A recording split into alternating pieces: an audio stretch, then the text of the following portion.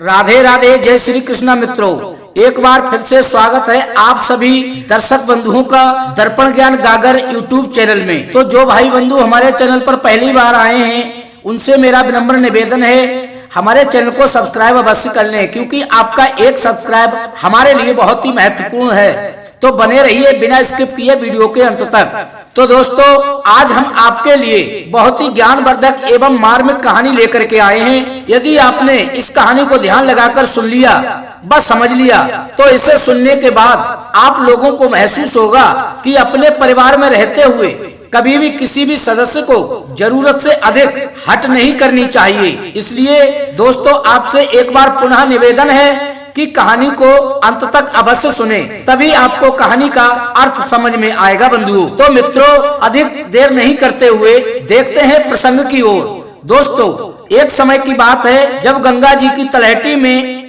एक टिटहरी का जोड़ा निवास करता था। मित्रों, पूस का महीना था और कड़ाके की ठंड पड़ रही थी। टिटहरी और टिटहरा शाम को बसेरा लेकर आराम कर रहे थे। तभी टिटहरी ने बड़े प्यार से कहा कि स्वामी, ठंड अधिक पड़ रही है और रात भी है, कोई ऐसी कहानी सुनाओ ताकि रैन कटे। तभी टिटहरा बोला, सुनो प्रिय, बहुत समय पहले की बात है। एक राजा था जिसे सभी जीव जंतुओं की भाषा समझने का ज्ञान प्राप्त था। एक दिन वह राजा स्नान आदि से निवृत्त होकर भोजन करने के लिए अपने महल में आता है और तब उसकी रानी सुंदर आसन बिछाकर बड़े प्रेम पूर्वक उन्हें आसन पर बिठाती है और भोजन लाकर राजा को परोस देती हैं बंधुओं। तभी वह राजा अपने हाथ में जल लेकर दोनों नेत्र बंद करके भगवान को भोग लगाता है और भोग लगाने के बाद जैसे ही वह भोजन करने को हाथ बढ़ाता है, तभी उसकी नजर एक चींटी पर पड़ जाती है बंधुओं, जो उसकी थाली में से एक चावल का दाना लेकर जाती होती है। तो राजा ने सोचा, यदि मुझसे पहले ये चींटी भोजन कर ले तो और भी अच्छा होगा। तो वो राजा उस चींटी को ध्यान से देखने लगता है। तभी क्या देखते हैं, सामने से उसी चींटी का पति चींटा आ जाता है और चींटा कहता है कि तुम एक काम करो, तुम ये चावल का दाना मुझे दे दो और तुम राजा की थाली में से दूसरा चावल का दाना ले आओ। तभी चींटी बोली, क्या दिमाग खराब है तुम्हारा? बड़ी मुश्किल से तो ये दाना मैं लेकर के आई हूँ। यदि अब ये दाना मैं तुम्हें दे दूंगी तो मैं क्या खाऊंगी, और यदि अब मैं गई तो राजा मुझे देख लेंगे, इसलिए ये दाना मैं तुम्हें नहीं दूंगी। मुझे मरवाने की सोच रहे हो क्या? लेकिन राजा चींटी चींटा की ये बातें भली भांति देख व समझ रहे थे बंधुओं, क्योंकि वे पशु पक्षी व जीव जंतुओं की भाषा को भली भांति जानते थे। दोस्तों, उस चावल के दाने के लिए चींटा ने चींटी से बहुत आग्रह किया कि ये दाना हमें दे दो, लेकिन चींटी ने वह दाना चींटा को नहीं दिया। चींटी और चींटा की इस नोक झोंक को देखकर वो राजा हंसने लगे। तभी चींटा चींटी से बोला कि आज तूने राजा के सामने हमारी बेइज्जती करवा दी, अर्थात मेरी नाक कटवा दी, क्योंकि राजा को हम जीव जंतुओं की भाषा का ज्ञान है और हम दोनों की बातों को वो भली भांति समझ चुके हैं। तभी चींटी बोली चींटा से, मुझे विश्वास नहीं है कि ये राजा हम दोनों की भाषा को समझता होगा, और यदि राजा हम दोनों की बात को समझते होंगे और इसने हम दोनों की बात किसी को बताई तो ये राजा स्वयं पत्थर का हो जाएगा। बंधुओं, उसी समय रानी राजा को हंसते हुए देख लेती हैं, और जब राजा खाना खाकर जाने को होते हैं तो रानी राजा से हंसने का कारण पूछती हैं और कहती हैं कि हे स्वामी, आप हंस क्यों रहे हो? क्या मुझसे कोई गलती हो गई? तभी राजा रानी को समझाते हुए कहते हैं कि नहीं प्रिय, आपसे कोई गलती नहीं हुई है, मुझे तो ऐसे ही अकस्मात हंसी आ गई, इसलिए मैं हंस पड़ा। टिटहरा बोला टिटहरी से, देखिए प्रिय, जब रानी ने अधिक जिद की और राजा से कहने लगी, इसका मतलब आप हमसे झूठा प्रेम करते हैं, दिखावा का प्रेम करते हो। यदि तुम सच्चा प्रेम करते होते तो हमें हंसने का कारण अवश्य बता देते। अब तो राजा दुविधा में पड़ गया और अपने मन में सोचने लगा कि यदि मैंने हंसने का कारण रानी को नहीं बताया तो रानी रुष्ट हो जाएगी, और बता दिया तो मैं पत्थर का हो जाऊंगा। राजा ने फिर रानी से कहा, प्रिय, मैं सच में कह रहा हूँ कि कोई बात नहीं है, मैं तो यूं ही हंसने लगा। यदि तुम यूं जिद पर अड़ी रहोगी तो बाद में बहुत पछताओगी। रानी बोली, महाराज, हमें नहीं पता, आप हमें बताइए। आपने पहले कहा था कि कोई बात नहीं है और अब आप कह रहे हो कि बहुत पछताओगी। इसका अर्थ क्या है? कोई बात अवश्य है जो आप छुपा रहे हैं, अब तो आपको बताना ही पड़ेगा। राजा सोचने लगा कि रानी तो अब मानेगी नहीं, ये तो अपनी जिद पर अड़ी हुई है।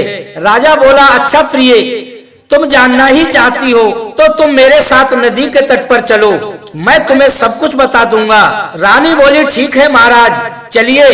बंधुओं, रानी की जिद के कारण राजा ने रथ सजवाया और रानी को लेकर नदी की ओर चल दिए।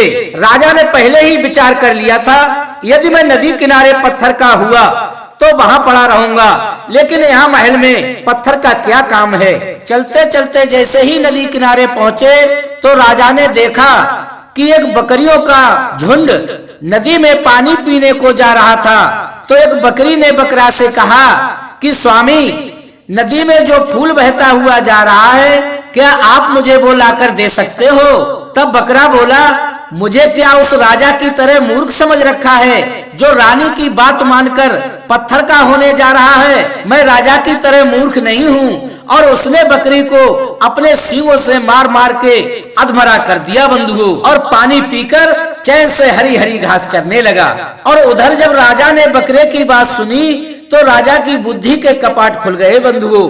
अब तो उसकी भी समझ में आ गया कि मुझसे अधिक समझदार तो ये जानवर है, और मैं इंसान होकर भी कितना बड़ा पागल हूँ जो एक स्त्री की बात में आकर पत्थर का होने जा रहा हूँ। तभी राजा को क्रोध आ जाता है बंधुओं, और वह रानी से कहता है कि हे प्रिय, रथ से नीचे आ जाओ, मैं तुम्हें हंसने का कारण बताता हूँ। तभी राजा हाथों में चाबुक लेकर रानी को खूब मारता है और कहता है कि मुझे पत्थर बनाने के बाद तुम्हारा क्या जीवन होगा? क्या तुम चैन से रह पाओगी? हम दोनों एक दूसरे के पूरक हैं। मेरे बिना तुम्हारा जीवन किस काम का है और तुम्हारे बिना मेरा जीवन किस काम का है? यदि तुम ये अनावश्यक हट नहीं करती तो आज तुम्हें एक कोड़ों की मार खानी नहीं पड़ती। तभी रानी हाथ जोड़कर राजा के पैरों में गिर जाती है बंधुओं, और राजा से क्षमा मांगती है कि हे राजन, मैं आज के बाद कभी आपसे हट नहीं करूंगी। मित्रों, राजा और रानी में कलह क्यों उत्पन्न हुई? क्योंकि रानी ने अनावश्यक हट की थी और उस हट के कारण राजा विवश हो गया था रानी को दंडित करने के लिए। और मित्रों, आप तो ये सब जानते ही हैं, रामायण में भी एक चौपाई के माध्यम से ये बताया गया है कि जहाँ सुमित तहाँ संपत्ति नाना, जहाँ कुमित तहाँ विपत्ति निदाना। अर्थात जहाँ परिवार में सुमित होती है वहाँ लक्ष्मी जी का वास होता है और धन संपत्ति में भी अपार वृद्धि होती है, और जिस परिवार में कुमित होती है अर्थात कलह व कलेश होता है वहाँ से लक्ष्मी जी स्वयं ही चली जाती हैं और उस घर परिवार में दरिद्रता उत्पन्न हो जाती है। तो बंधुओं, हमें इस कहानी से एक शिक्षा प्राप्त होती है कि अपने पति से पत्नी को कोई भी अनावश्यक हट नहीं करनी चाहिए। यदि पत्नी अनावश्यक हट करेगी तो घर में कलह व कलेश उत्पन्न होगा। अतः हमें एक दूसरे की बात को समझते हुए अपने परिवार से प्रेम पूर्वक व्यवहार करना चाहिए। अर्थात अपने परिवार के सभी सदस्यों को मिलजुल कर प्रेम से रहना चाहिए।